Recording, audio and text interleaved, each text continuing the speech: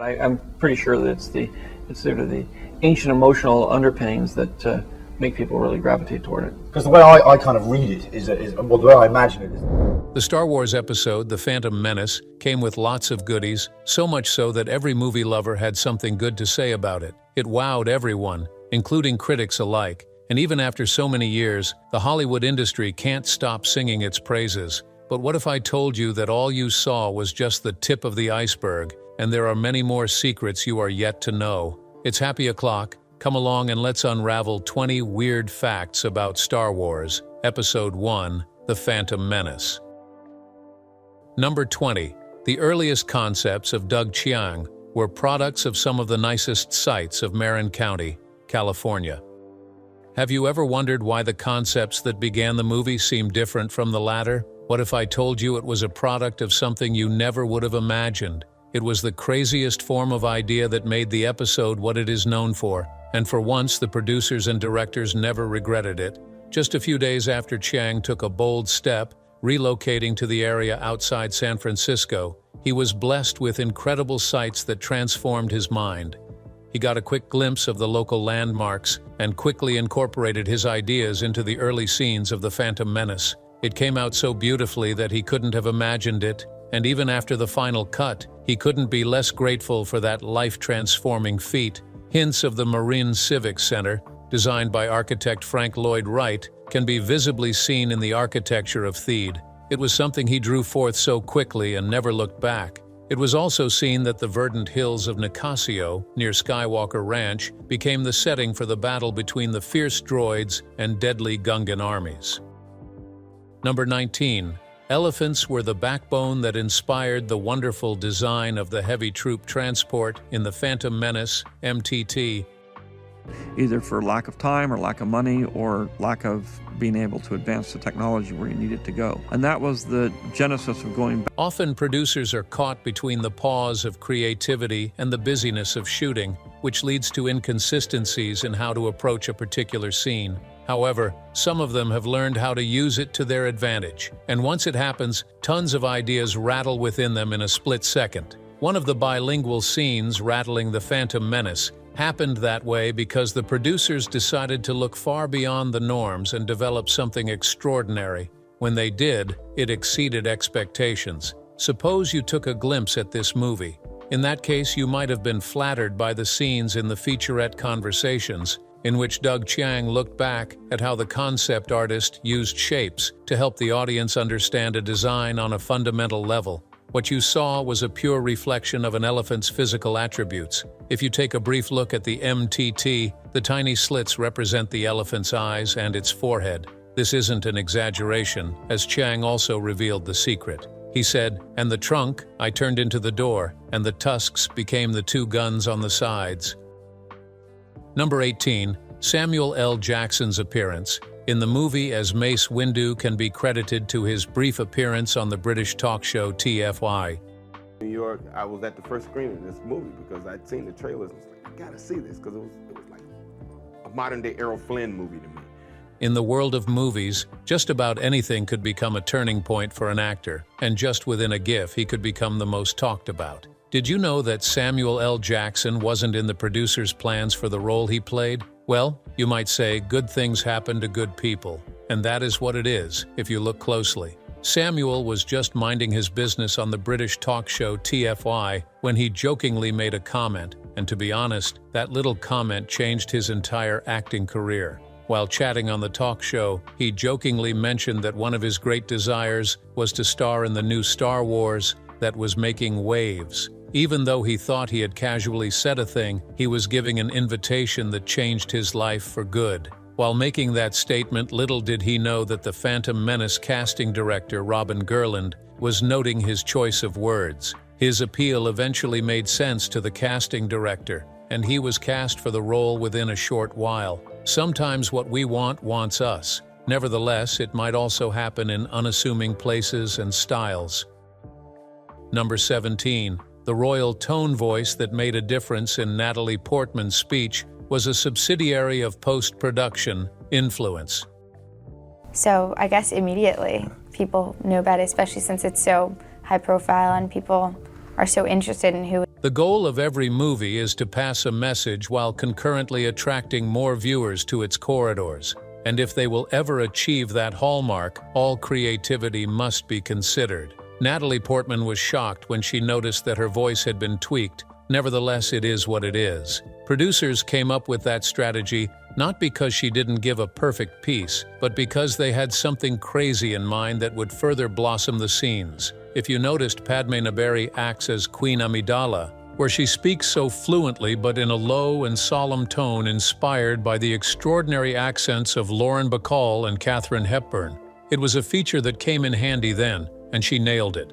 However, she didn't know the product had something else in mind, and even though it wasn't debasing in any way, it gave her goosebumps for the first few minutes. She was swept off her feet when she heard the final voice in the final movie. She said, "Honestly, I was surprised when I saw the film because they digitally altered my voice and brought it down in register." Speaking to Empire magazine, she confessed. Nevertheless, despite her facial expressions, she did like it, and today all we can say is that the rest is history. You can't predict the outcome of a movie as an actress. Most times, an open mind can save one from all kinds of surprises. Number 16, Naboo Waterfalls was created by an unimaginable combination.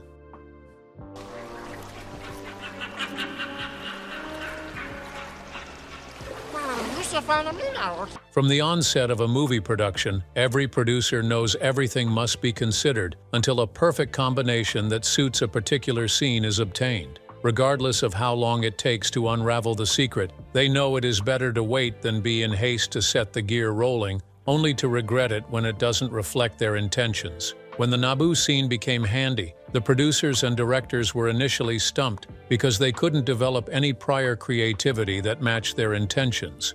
However, after several back and forths with the scene, a subtle idea rattled their minds, and they immediately employed it. When you look at the real-life footage of the Naboo Falls, you would see the motion of salt flowing through an edge. That whole idea was truly pulled from nature's adored substance, salt. To achieve that desired shot, they imported it into a computer and then used it digitally to create the texture of rushing water. At first, it was a bone of contention, but after much trial, a perfect piece that changed the whole course of the movie was shot. This goes a long way toward saying that resilience and patience during movie shoots could be the missing link in explaining why certain shots do not come out as they should. However, the producers understood this and didn't want to take any chances. Number 15. Young Indiana Jones Chronicles played a feasible role in influencing the movie.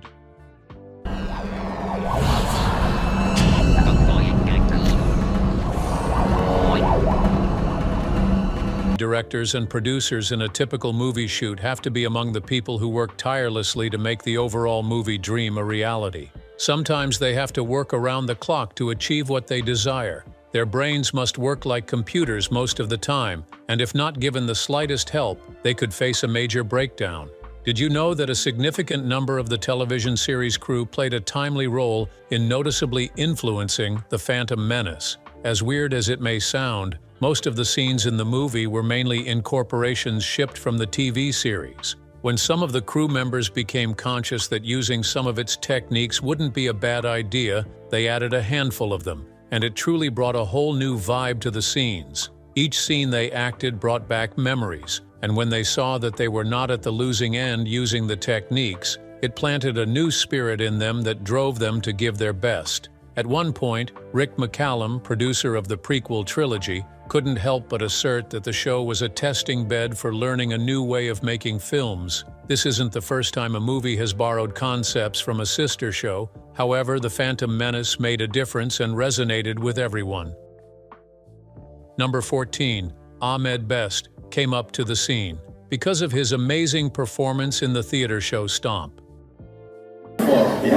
Yeah, but it's Disney. You gotta, take it easy there. Okay? Yeah, I touched them appropriately. Okay, and Every producer knows that the outcome of any movie depends on the cast selected, and as such, the best must be given a chance. When the producers were fully set to hit the movie scenes, they went through vigorous days of auditions, but somehow what they were looking for didn't come by at once. At some point, they almost gave up their quest until they stumbled upon Ahmed Best. Even though he wasn't the first to be cast in The Phantom Menace, they were blown away by his outstanding performance from the first day they saw him. They were convinced he would bring a perfect match, and when they trusted their instincts, it worked perfectly. Ahmed Best was cast in the movie after he was seen in the theater show Stomp. His performance at the time garnered much attention, and when the casting producer Gerland saw the show, he didn't hesitate to give him a trial. Actors don't come so easily for him, so he wouldn't want to waste a second before casting him. Best's energy and charisma in the show propelled him to an enviable spot in The Phantom Menace, and right away, Gerland saw his long search for Jar Jar. Amazingly, Best didn't fall short of expectations. He was definitely on his best behavior in the movie. And today, all we can do is sing his praises. Best was a genius in The Phantom Menace, and that you couldn't take away from him. Number 13. The episode I script, written by Lucas, was done in an unusual way. The movie is pretty neutral. It is in outer space. These are aliens. How in the world you could... Every scriptwriter has their peculiarity. Without exaggeration, it brands them to a class of their own. Even if many won't agree with this fact, a style and way of writing is embedded in every scriptwriter. Lucas himself isn't an exception. What if I told you the Episode 1 script was written in a manner you never would have believed? Lucas wrote the script using a pencil and a notebook. How it came out so well wasn't the issue, but how the actors reacted. Upon citing the paper and pencil, the actors went into disbelief as to why he chose to do it this way, not considering the risks involved. They almost made a fuss about it until they saw it wouldn't yield any positive results, but rather create a divided house among themselves. It was said that despite the contemplations from actors and respectable crew members, Lucas never showed any concern, but kept assuring them it would turn out good, and indeed, he did. It was evident that he wouldn't change anytime soon, as that was his regular way of writing scripts. Records show that several of his scripts he had written before this were done with a pencil and a notebook. Number 12. The locations of Episode 1 became a notable phenomenon because of set decorator Peter Walpole. There is no civility, only politics.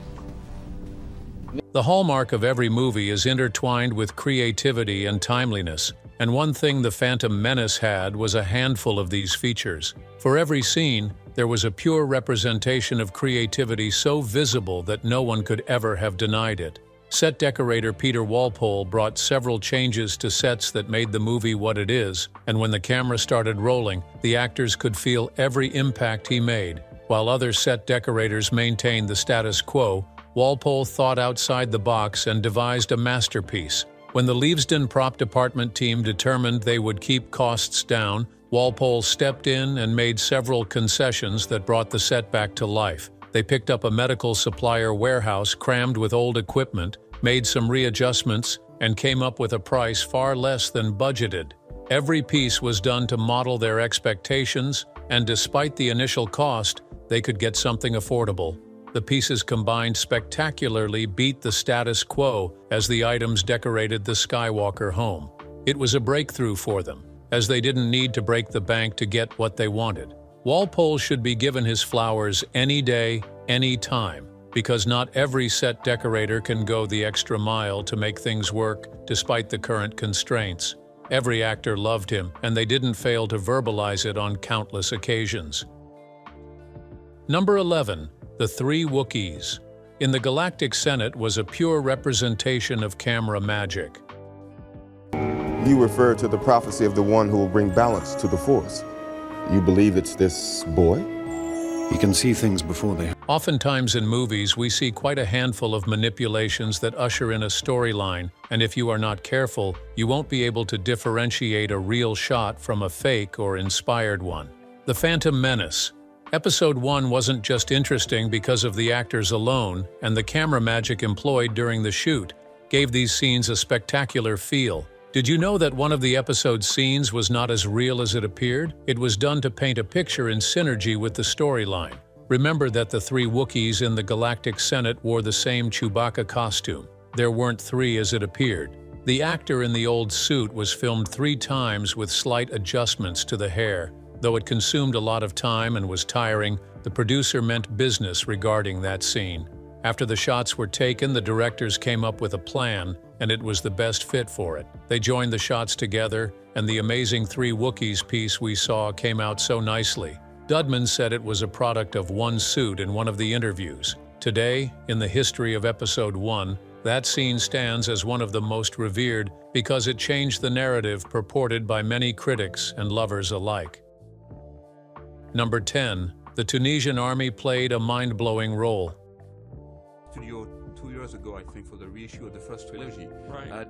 This time you prepared a new one, now it's gone. I saw it yesterday, I like it very... Sometimes what happens before or during a movie shoot cannot be predicted.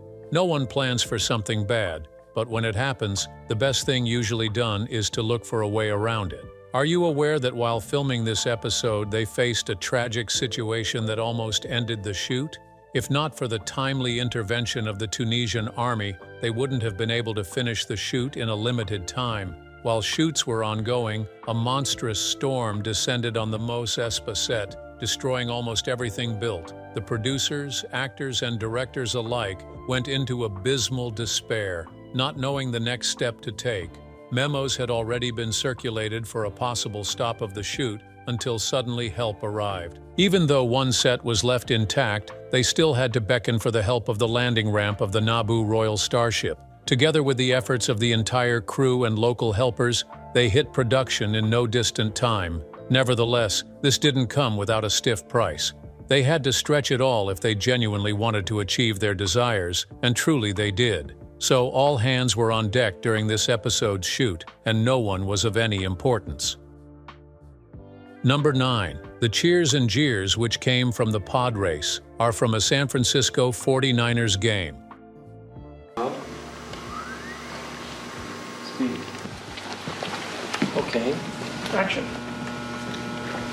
Producers usually do their due diligence for every movie to come out successfully as planned. No matter how taxing it is, they combine every piece to get what they desire. During the shoot of Episode 1, there was so much confusion on how to get the desired effect for the pod race because it was a far shot. Several trials were made, but none reached the final shot because they never matched the storyline. However, somehow they stumbled upon something that looked like a shimmer of hope, and when they tried it once, it became a notable feature in that scene. Sound designer Ben Burt first did an underground recording of crowd reactions at a football game. Then he looked for a way to incorporate it into the scene so they could achieve their goal. If you glimpsed the pod race scene, you wouldn't notice that the cheers and jeers from the crowd were a subsidiary of the San Francisco 49ers game. When he combined it with his ageless creativity, he put up a fantastic piece that turned his career into a spectacular one that changed him completely. Number 8. Watto was the first CG character that the producers shot with precision.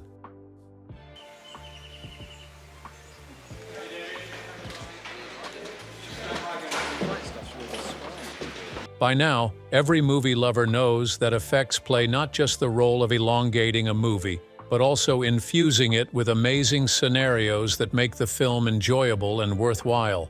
To be honest, during the shoot of The Phantom Menace, the crew members couldn't stop talking about the Watto CG character. It mirrored several things in the movie, and one of them was excellence. When the producers noticed that wasting any time again could prolong the effect of the character, they went ahead and did as they had expected. After making the design and motions, the team quickly learned how to achieve what they wanted on the featured digital characters. It was the first CG effect that opened the doors for others in the episode, and truthfully speaking, the producers and directors did a fantastic job. When they first made the effect, they noticed some flaws and lapses that affected its flexibility, giving them a platform to make corrections in the subsequent ones. When making it, the cord on its tool belt had to have its computer program written to stimulate its movement properly. This was a welcome development, as the same program would later be used for Jar Jar's flapping ear. It took a lot to make this happen, and the producers were eager to get it done rather than fail woefully.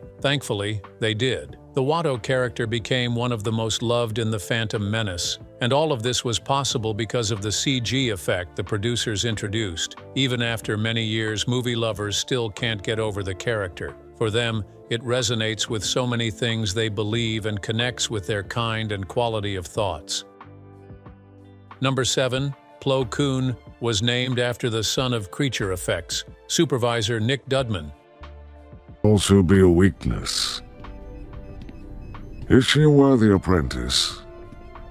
No one has her kind of... Picking a suitable name for a cast member that befits a storyline is usually not as easy as it sounds. Sometimes it can take a lot to pull it together. This is because if the name isn't catchy and appealing to the audience, the movie, on a feasible ground, may not make it to the box office. Did you know that the name Plo Koon was named after the son of Nick Dudman? This wasn't initially the plan. It was given because all other options failed to create the spark they wanted. But the moment this was done, even the directors couldn't agree less with the idea. Everyone loved the name, including crew members, and they wondered how it came to be, asking specific questions. He said, "I decided to call one of the Jedi Plo Koon because we called my son that during his first year of life," he said. "I wrote down Plo Koon, George crossed out the N, and Plo Koon was born." This name wasn't far from the storyline, and it made more sense as the scenes kept rolling. This attests that movies come with lots of surprises,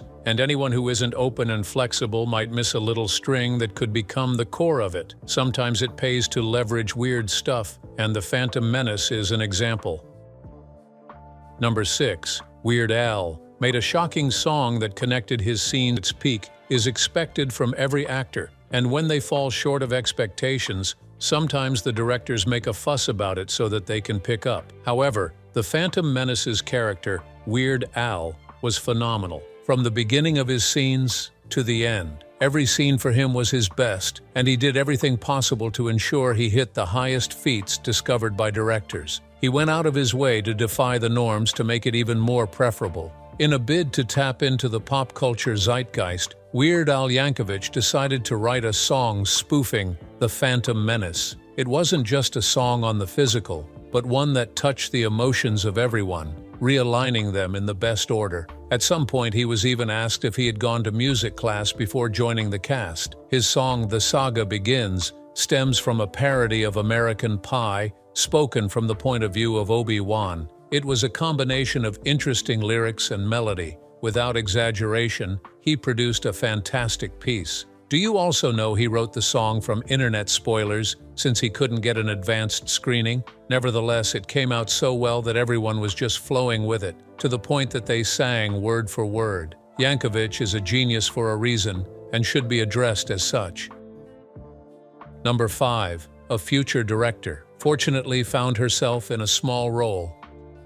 I just asked her and she was up for it. She liked the White Stripes in the song, and she was a very good sport. No one can predict precisely what happens at the beginning of a shoot and the end as well. Sometimes even a well-written and prepared script could be changed at the last minute, and there's nothing one could do because it was handy. While the shoot was going on, something happened that eventually changed the course of the movie. However, not in a bad light, but a positive one. Before the shoot, Lucas and Francis Ford Coppola had been longtime friends, but in the course of the shoot their friendship was strengthened by the rudiments of the production. At the time, Coppola's daughter, Sophia, had always seen Lucas as a big uncle, and he acted just that, even during the shoot. While Lucas was working on The Phantom Menace, Sophia was gearing up to film her first movie, The Virgin Suicides. It was a timely coincidence because at the time, she wasn't as experienced as she later became. In honesty, she asked Lucas if she could come over and take a few glimpses. Fortunately,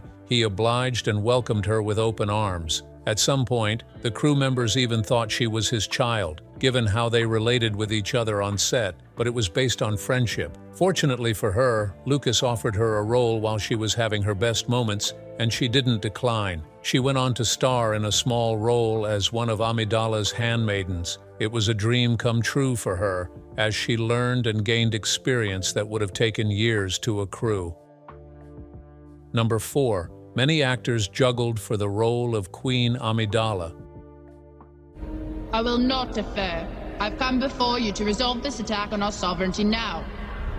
I was not elected to watch my people. Getting someone to play a character that resonates with everyone in a movie isn't as easy as it may sound, but quite tedious if you look at it in hindsight. The reason is that any slight error could change the whole course of the movie, subsequently affecting the storyline. Lucas knew all of this from the onset, which sponsored his carefulness in choosing the cast member for Queen Amidala. It took a while before he could settle on the most preferred member, and all this didn't happen without a price. Nevertheless, he paid the price. Did you know that before Natalie Portman became Queen Amidala, she went through a series of auditions, none of which were less stressful? After much scrutiny by the directors, she was cast for the role, and within days, she blew everyone's mind with her performance. But did you know several actors were considered for the role before her? It was said that about 200 actors had tried their parts for the role, but none came close to Lucas's expectations until Portman stumbled onto the scene.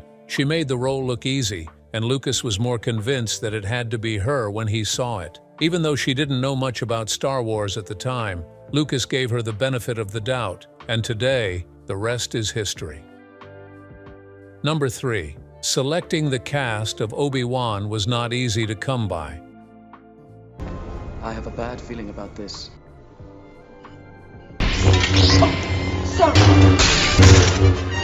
Selection has always been a challenge in every movie, and no matter how perfect a picture you paint, it must be done carefully. The character Obi-Wan in The Phantom Menace wasn't easy to cast. It took a lot to get the character rolling. When the time was right to cast the role of Obi-Wan, many challenges erupted, and selecting a cast that wouldn't have lasted much longer than expected almost brought some chaos to the overall movie. The reason for the delay and lapses was that the producers were bent on having someone who could play the honest Obi-Wan. About 50 actors tried their best, but the more complex they tried, the harder it became to select the best because none gave a sense of satisfaction. While all this was happening, they had in mind to choose someone who looked exactly like Alec Guinness. Despite their efforts, it fell on dead ends, and when the search was becoming tedious, Ewan McGregor just came to the scene. He was selected on several parameters and was still taught to speak like Alec Guinness. He worked with a vocal coach to sound more like Guinness. McGregor eventually gave his best, and the rest is history. Sometimes you can't tell who changes a movie's course. The least they say can become the game changer. Number 2. Lucas had long been working on the movie before it hit the cinemas.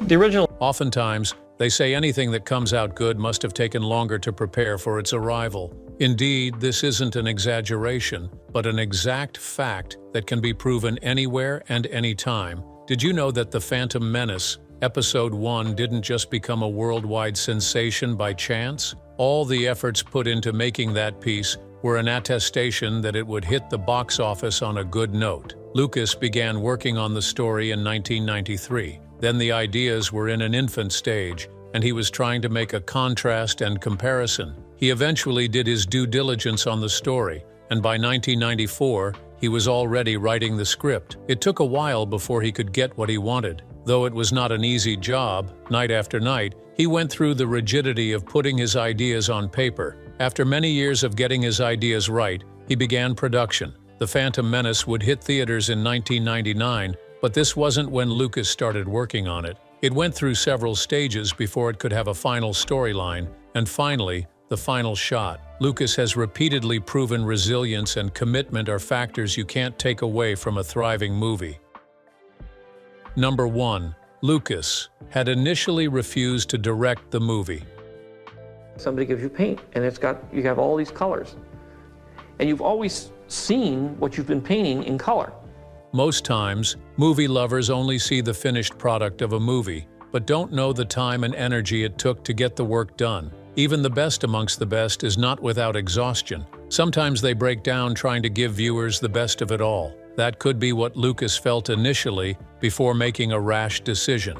Did you know that long before The Phantom Menace began production, Lucas had always wanted not to be involved as a director? He just wanted to remain the scriptwriter while others did the directing. Nobody knows why he made that decision, but it didn't work out for him. contrary to his plan. He met several actors to take the director role at different times, but all his efforts failed. Nature was giving him a sign that he would be a perfect fit for the movie, but he didn't understand it initially. Lucas first handed his tentacles to Steven Spielberg for a possible directing role, but it didn't work out as Spielberg turned it down. He waited several months and made the option again, but it was Ron Howard this time. Similarly, Howard rejected his offer, and Lucas had no choice but to obey. He kept working on the script, determined to find the right director to bring his vision to life. Each time he thought he had found someone who might fit, the answer was the same: either disinterest or outright rejection. He held on to one last hope and offered Robert Zemeckis the chance to take on the project, believing that Zemeckis' storytelling style could elevate the film. But Zemeckis declined without hesitation, leaving Lucas with the sinking realization that no one else was willing to take on the challenge. By this point, it became clear that he was chasing a fading dream, and that the only way forward was to take control of himself. Reluctantly, Lucas decided he would direct it on his own. At first, the idea felt heavy, almost like a burden rather than an opportunity. The pressure of living up to the expectations surrounding the project weighed on him, and he wasn't sure he would enjoy the process. Yet, as filming progressed, pieces began to fall into place. The characters came alive, the story started to breathe, and Lucas found himself rekindling the excitement that had first inspired him.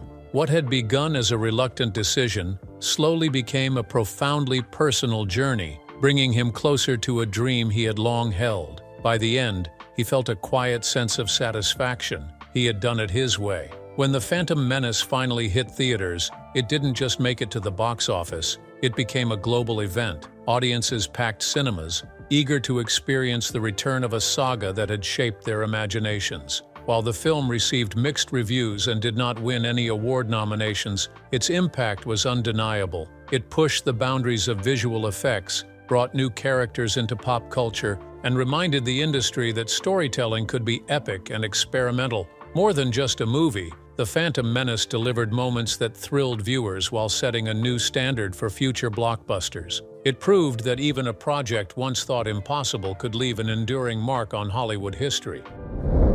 Which of these weird facts blew your mind, and why is that so? Please let us hear your thoughts in the comment section, and don't forget to hit the like and subscribe button, as many amazing videos are waiting for you.